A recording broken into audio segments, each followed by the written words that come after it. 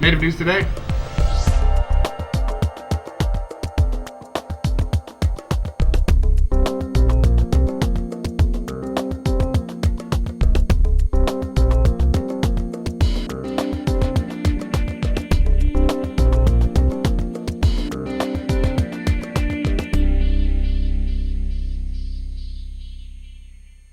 And good afternoon. Welcome to the Native News Today. Jason Salzman with Gerald Wofford. As always, we appreciate you joining us this afternoon. And as always, we feel like we got a star-studded lineup for you this afternoon. Lots of good stories, lots of things happening out in Indian country. Yeah, lots of stuff going on. We got a story on a softball team made up entirely of Native American students. We got JOM Stickball exhibition going on out here at the complex. We also got an interview with Native American actress Irene Bedard. So it's a little bit of everything today. A little bit of everything, and as well, last week was the American Indian Amateur Boxing Championships down in Lawton. We'll have a story of that, and we'll keep going with our story about the shell carving. Dan Townsend, the acclaimed Native American artist, teaching a class out here at OSU Okmulgee, or rather the College of the Muskogee Creek Nation. So looks like we've got a lot lined up, Jace. Yeah, a lot of stuff coming up for this week. So if you were interested in any of that, or some things we may not have told you, sit back and relax and have a good day. This is Native News Today. We'll be right back after this break.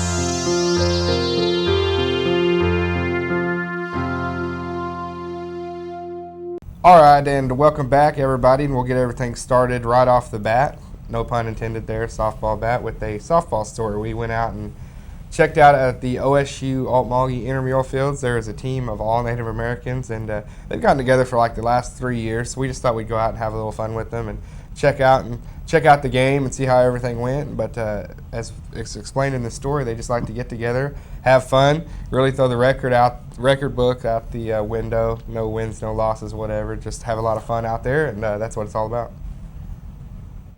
Well, our team consists of our NASA members, NASA Native American Student Association Club, and so we're out here playing its intramural sports tournament. We play in basketball, we play in all the tournaments.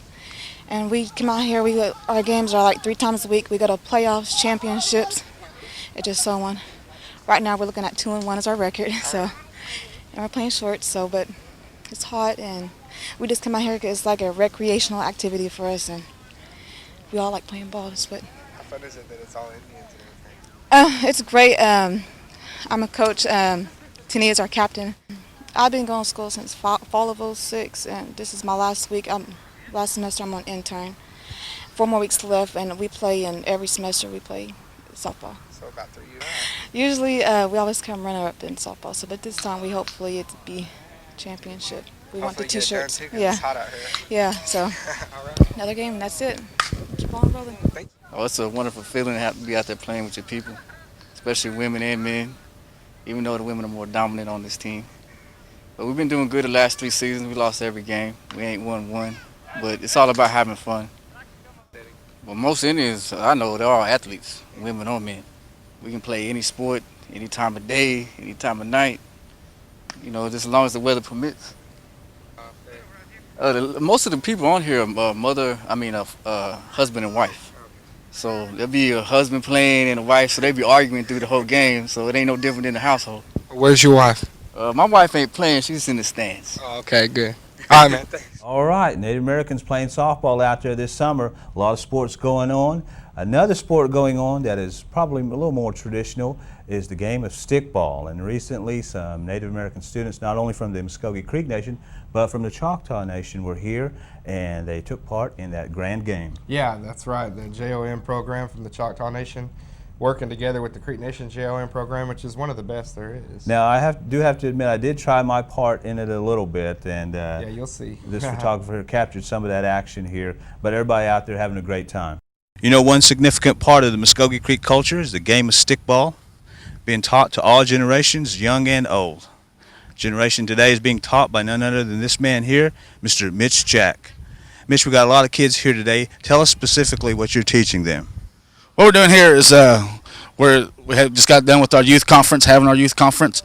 We're intertribal with the Choctaw Nation this year, and a lot of these kids have never seen what our culture is all about. It's basically we are going to get together and play right here behind us, as you see. It's what we call the Yaskita game, which just means the friendship game between the men and the women. I've already explained the rules to them. The males can only use the sticks, and the females can use their hands. And so I've already explained the rules and all them. We come here and have fun. Mm-hmm. Now, obviously, you are a qualified teacher to teach this sport. Tell us a little bit about your historical background, where you learned the game, and who from. I'm fluent in our Muskogee Creek language. When I went to school, I didn't know how to speak a word of English, so the Muskogee Creek language is my first language. I can read, write, do all that. I am certified by the tribe to teach in the public schools. It's been oral, passed down history. My family's come from a line of the ceremonial grounds, and to this day I still participate in the ceremonial grounds. It's a part of who we are, part of what history. We're just basically repeating history. A lot of it's get lost. I was always once told, once you lose your language, how are you going to be distinguished as an Indian, Native American? So that's very important to us, especially among our history, the language, all that. Trying to preserve it the best way we can. It's what I like to see. So. And we're going to demonstrate how the game of stickball works amongst the men and the women here. The women can pick up the poco, the ball. The men got to use the sticks, but the women can kind of be rough or whatever and kind of move in there. No. Standing 8 count only cannot be saved by the bell. Are you ready for the game? Hey, I'm ready. Got my game face on. Being stolen. These are Choctaw. Does it make any difference, Gerald? Well, the Choctaw ones, we actually talk to this gentleman here. The stickball sticks are actually designed. They're designed larger. I guess the Cherokee ones are more sleek, or webbing. Use less mileage or something. All right, here we go.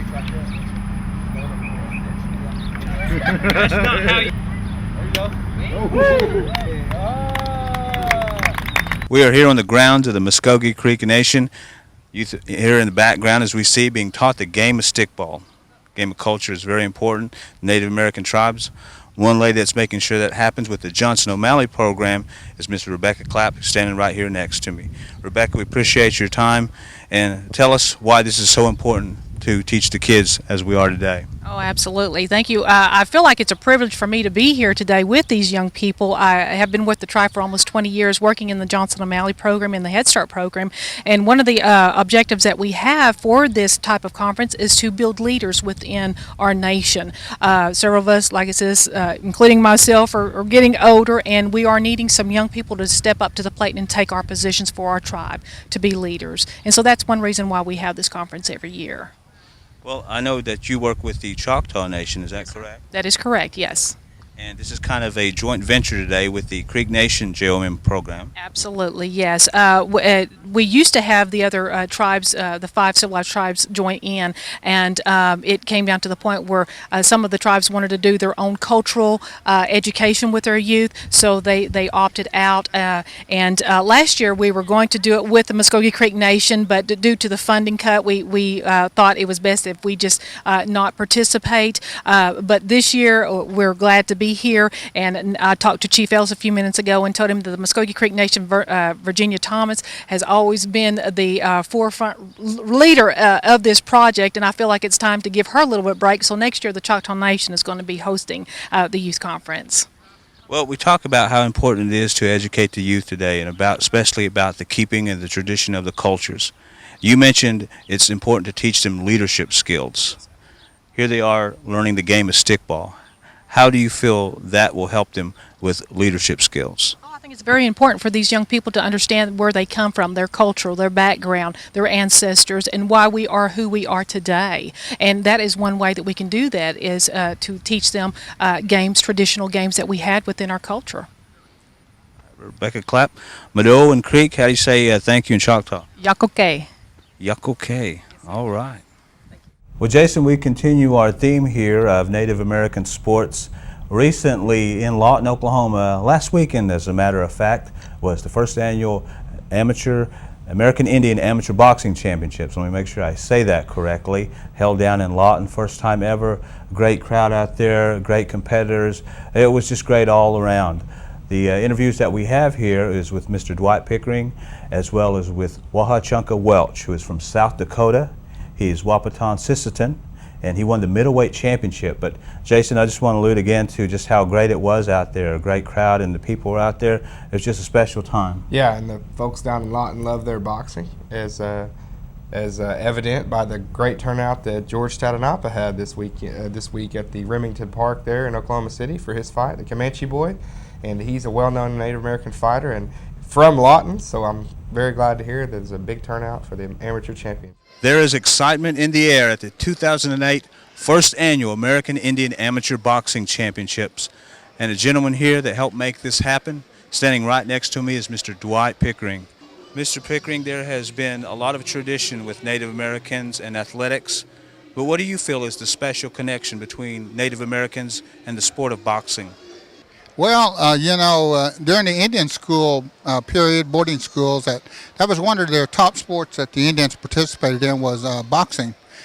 In here in western Oklahoma, we've had many national champions, world champions, well, not world champions, but national champions in Golden Glove boxing.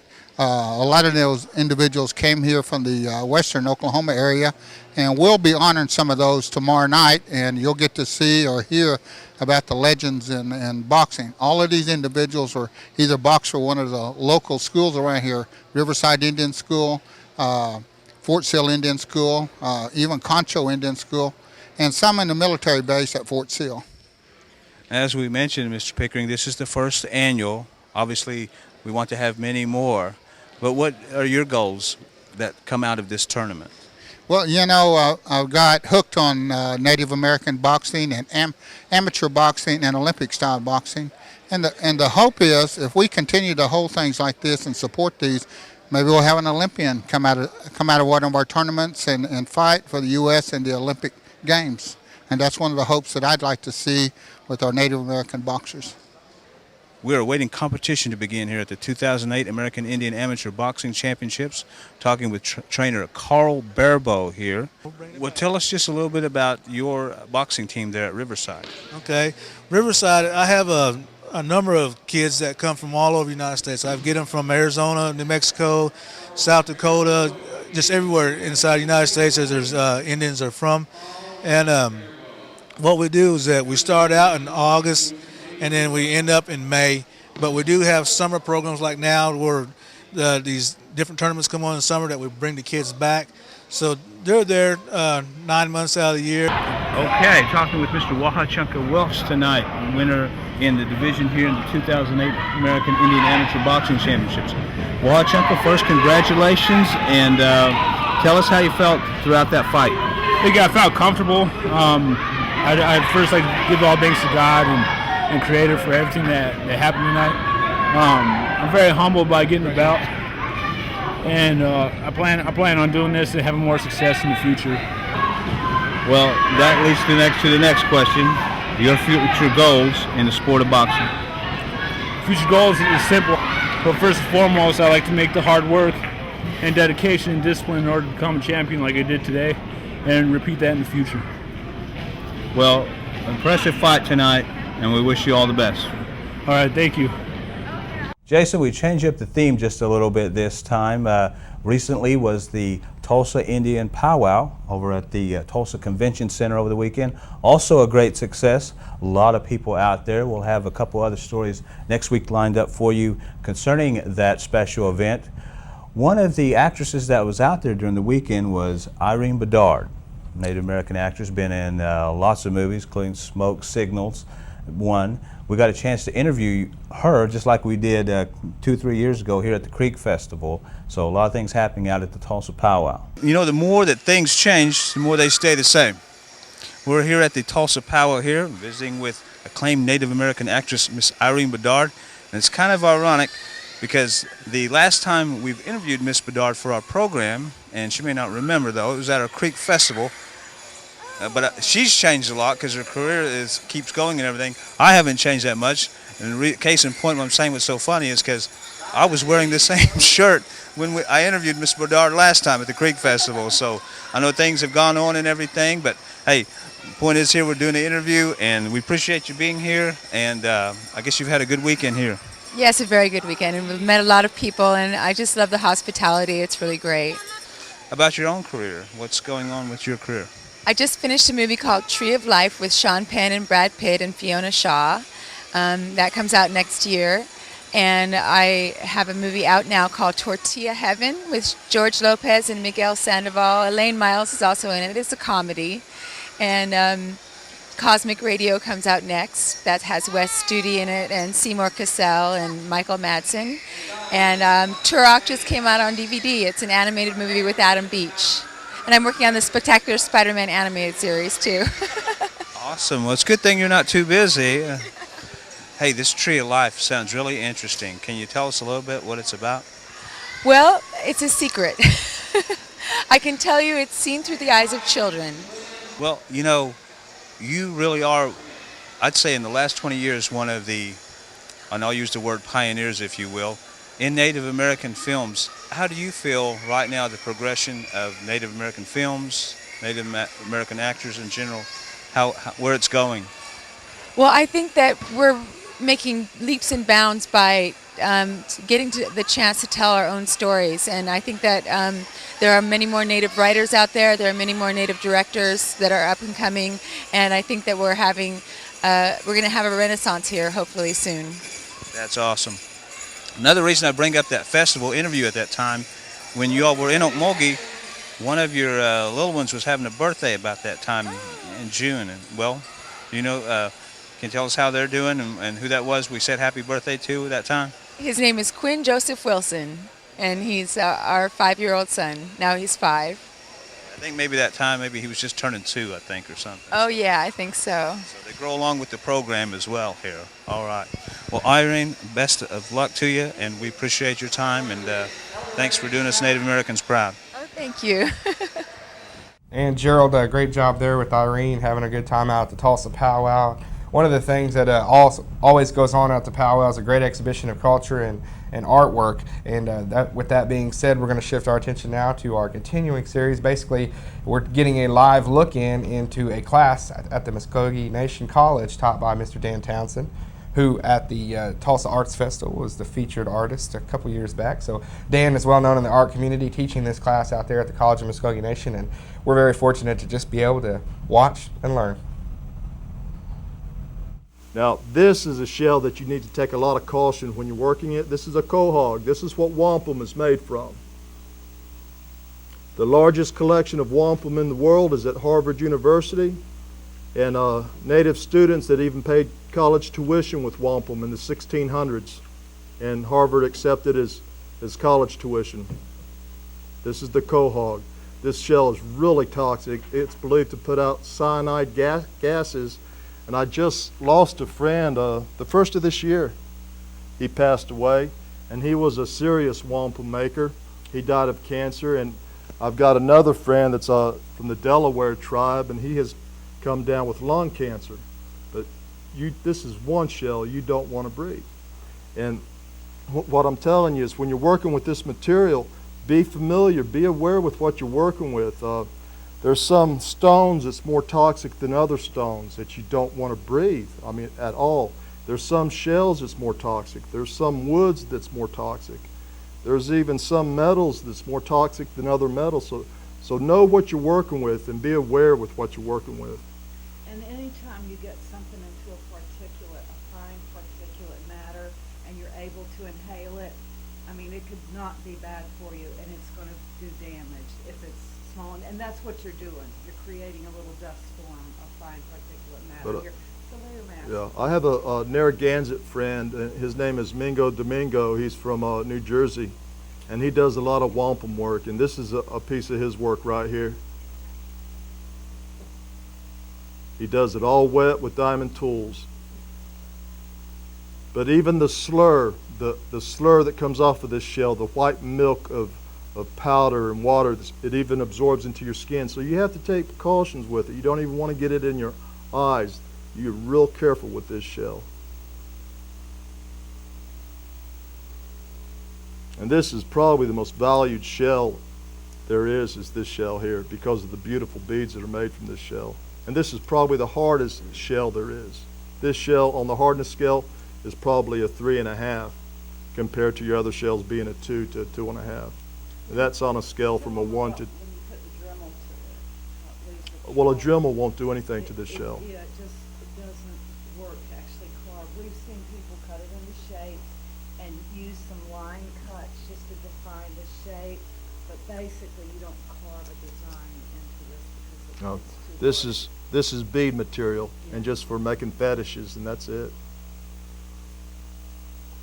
But what I want to start with now is what I call the little brother of the sun. Okay, it's the circle and the cross, and it's a symbol of a southeastern fire. Okay, with the 4 logs on a southeastern fire, and that's it on the screen there. And I want to carve out one of these, and I want you to watch me carve this piece out. And don't try and carve as fast as I'm carving. Chris?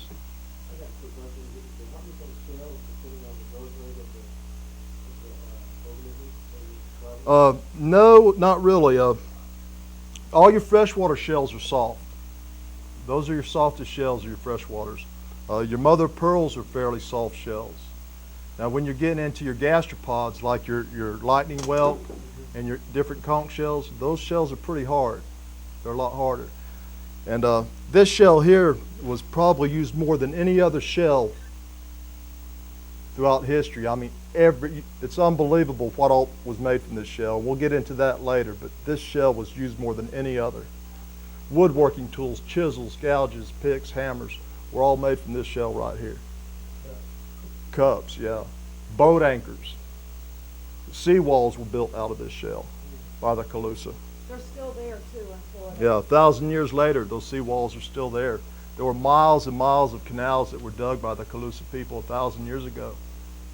And the banks, these shells were pushed into the bank, into the mud like this, and the whole bank is lined with all these shells like this.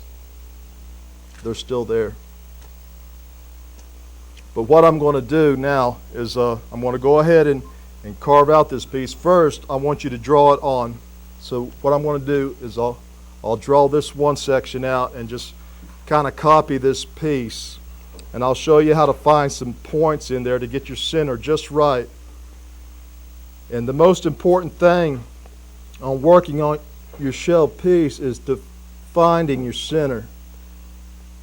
Otherwise, the piece will be lopsided, and that's what you don't want.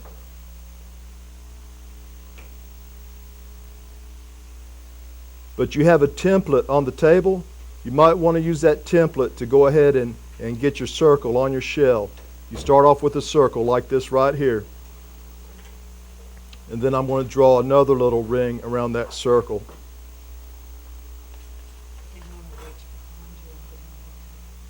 Okay.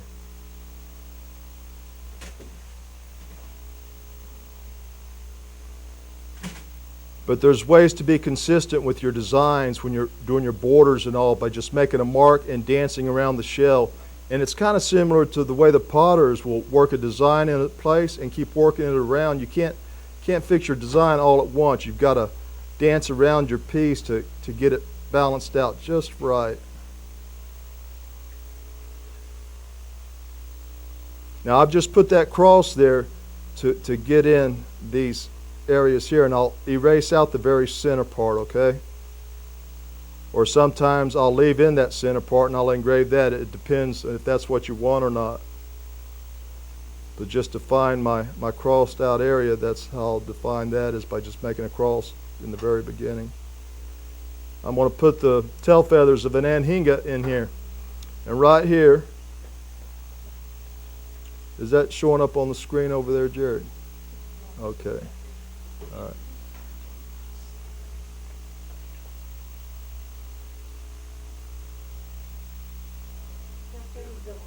Anhinga.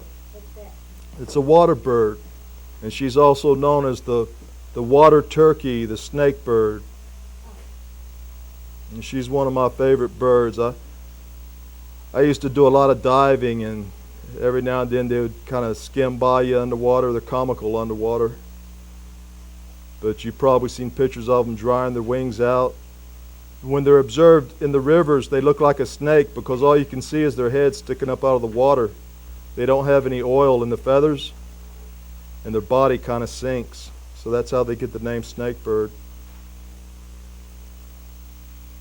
But they also play a big role in the creation story among the Seminole, Miccosukee. Now after I've done that, see what I'm going to do, I'm going to scallop these edges. These are going to be feathers, all right? So I'll scallop the bottom area just like that. All that's going to be carved out.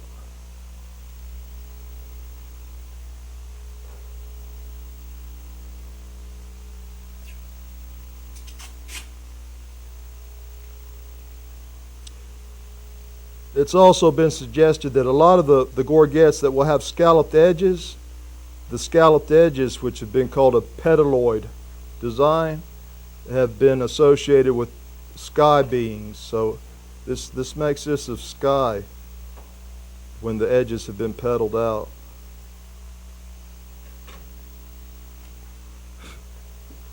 Now to get my borders, I'm going to get 16. I'm going to go with 16 on this. And you see it in a lot of pieces. The 16, 8, and 4 is pretty consistent. So I'll go around to all 4 points like that, then come back and get center point, and then there, and there. And when you're done, you have 16 points. You have 16 petals on this. Some of the most... Our thanks to those Native American students that made up that softball team out there. Had a good time in the afternoon there, as well as the students from the Choctaw and the Creek Nation with the stickball story that we had. Wahachunka Welch, we wish him the best of luck in his boxing endeavors there, and as well as Irene Bedard, who continues to do us Native Americans proud right there on the silver screen. Dan Townsend making sure the traditional art is kept in his shell carving classes there. Jason, well-rounded program, I guess you could say, and as we always say to you out there, we appreciate you watching and coming up to us and telling us that you like Native News Today. Yeah, we do. We love to hear that. And another thing I want to pass along is that the Native American kids out in Phoenix right now for the NABI, Native American Basketball Invitational. Everybody just keep them in your thoughts and prayers as they make their way home. Safe trip, and we'll get a full report on all the happenings out there in Phoenix for next time. So everybody hang in there. We'll see you next week. For Gerald Wofford, I'm Jason Salzman. Everybody, Native News Today, same time, same place next week. Y'all have a good one.